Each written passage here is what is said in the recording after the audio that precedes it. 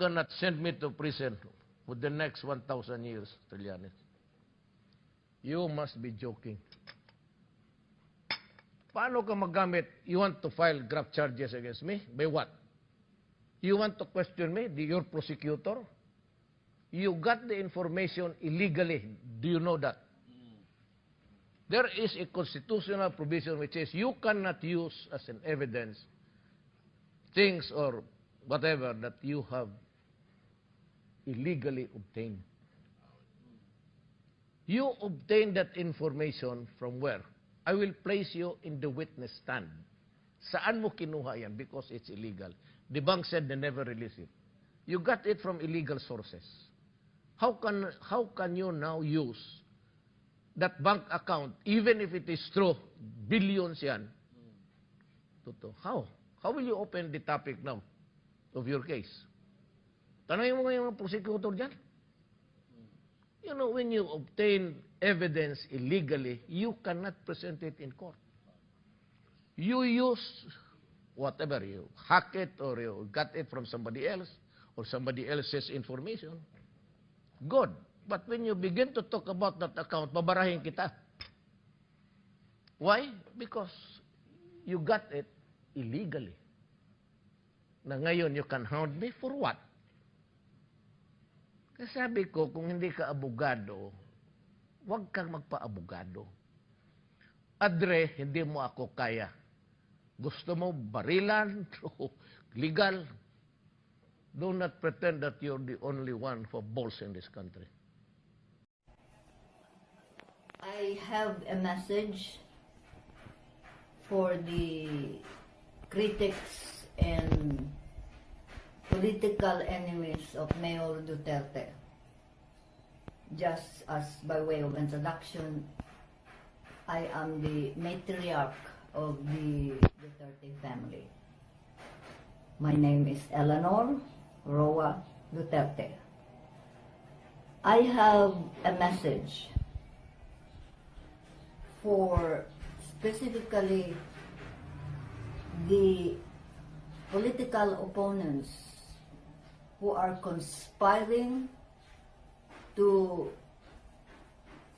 destroy the name of the Dutertes, because you are accusing almost every Duterte now. And this is my message to you. If you can understand this law in any way, shape, or form, I will let you know what the law is. The law is simply the law of cause and effect.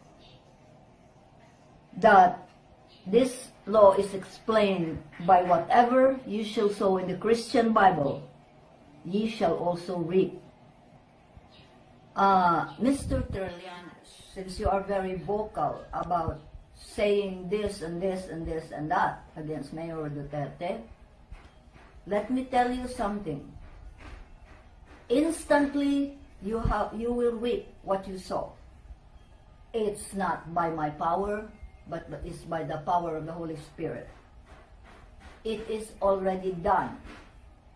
So if I were you, you can ask for mercy from the Lord, not from me, but from the Lord, because you have broken the law. And what you don't understand is universal law is absolute. It does not excuse you because you're a powerful senator. It doesn't excuse you because you're a powerful, wealthy man or a billionaire or whatever. You broke the law, you pay. And in the name of our Lord Jesus, there is still hope that you can ask for forgiveness, not to the mayor, not to anybody, not to any human being, but for the sake of your soul. You are somewhere in any part of the Philippines, I'm somewhere in some part of the Philippines. But I can read your vibration. It is too toxic and too negative. For your sake, repent and ask forgiveness from the Lord. You already sold your soul to the devil.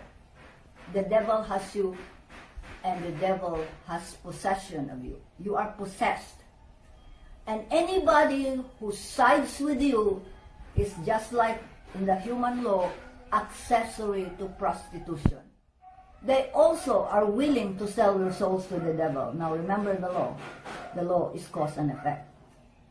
What you sow, you shall reap. God have mercy on you. The best way to safeguard Mayor Duterte would be to have me as his vice president because siguradong hindi siya tatanggalin dahil akong papalit sa kanya.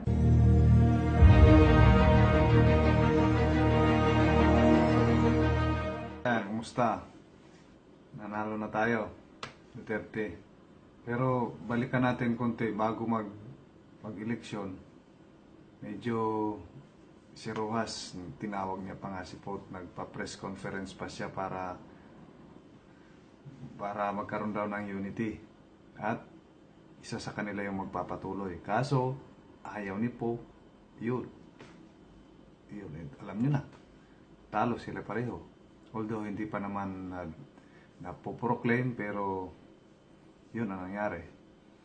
Tsaka bago nag-eleksyon, dahil malayo yung agwat sa rating ni Rojas at Duterte, may kumalat na balita na igagapang daw nila si Leni para matalo yung number 1 na si Marcos. Kaya yun yung kumalat na balita. At saka may tinanong mismo ito kay Leni. Ito, pakinggan nyo. Bong Marcos saying that there is a plan by the Liberal Party that if Duterte wins, if Leni wins, that they would impeach Duterte. Ito yung sabi ni Marcos. Isa lang naman yung mga mag-i-impeach kay Mayor Digong, hindi siya i-impeach kung akong vice. Dahil hindi nila malulok na ako magiging gagawin nilang presidente. So, I suppose the best way to safeguard Mayor Duterte would be to have me as his vice president because siguradong hindi siya tatanggalin dahil akong papalit sa kanya. Yeah, that's unfortunate because first of all, there is no such plan. Until now, the party is doing everything it can to make sure that it will be Secretary Mar and me who will win in the best way possible. When I say trying everything we can, yung tama lang. I have been through so many elections, and I can say to anyone straight on the face that I'd rather lose than win an elections rigged with so many anomalies. I think Senator Bong was trying to court the support of Mayor Duterte supporters. Wala naman daw katotohanan yon. Kasi bakit nagkaganito? Kasi ito daw yung ginawa nilang na para mandaya yung liberal na kailangan nilang ipanalo si Leni para mag-impeach si Duterte pagka nanalo si Duterte at si Leni. Tapos pag natanggal si Duterte, liberal pa rin yung presidente, di ba? Pero ito lang pinagtataka kong isa. Minsan si Trillanes, yung nagpresenta siya ng mga ebidensyang kung saan manggagaling yun. Siya lang nakakaalam nun. Na kung hindi daw sasagutin ni Duterte, i-impeach daw. Ano raw? Yan ang hamon ko sa kanya. Pero kung ganun pa man, siya pa rin ang magiging presidente, gagawin ko itong basis for an impeachment complaint. Ako mangunguna dyan sa kanya.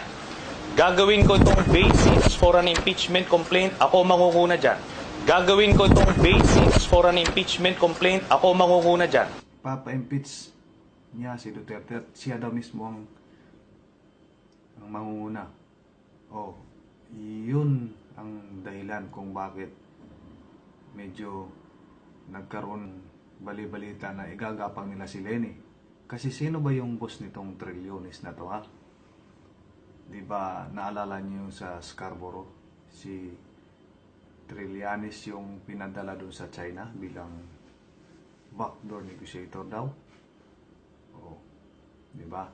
Kung kayo yung tatanungin, sino ba amo ni Trillanes? Oh, diba? Hindi mahirap sagutin yon. Kaya hindi natin maiwasang mag-isip yung mga tao, mag-isip yung kampo nila Bongbong Marcos na may ginagawang kakaiba para lang maipanalo nila sila.